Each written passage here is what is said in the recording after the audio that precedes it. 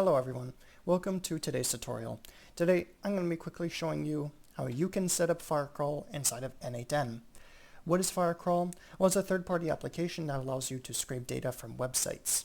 Whereas normally you would have to use the HTTP request node in order to work with HTML code, which can be kind of messy. You can use Firecrawl.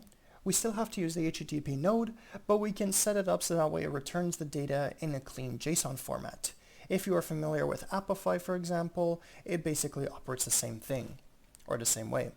So what you're going to want to do is go over to firecrawl.dev, create an account, and then you're going to want to come over to API keys, create an API key, call it whatever you want, then click create, and we're going to need to copy this in just a minute.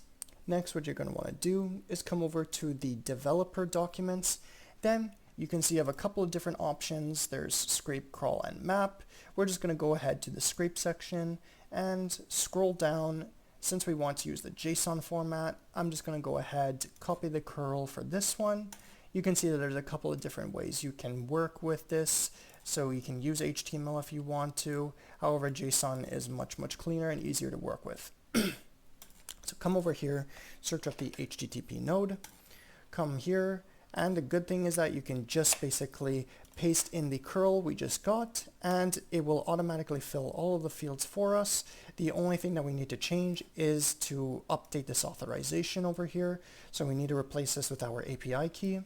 Come back to Firecrawl, copy the API key you just created, paste it into here.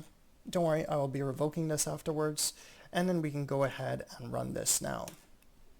So now it is going ahead and calling this endpoint of the URL, and just going to go ahead and scrape the information from there. So you can see that now it is successfully completed. Let's go ahead and open this, and you can see that there is a bunch of data over here. So we go ahead and open this. You can see that we have information like the site name, you have other information like the title and such, and there's a bunch of other information over here.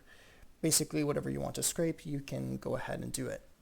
So that is how you can quickly set up Firecrawl inside of N8N. I hope that you enjoyed today's video. Please let me know if you have any questions in the comments, and I will see you in the next one.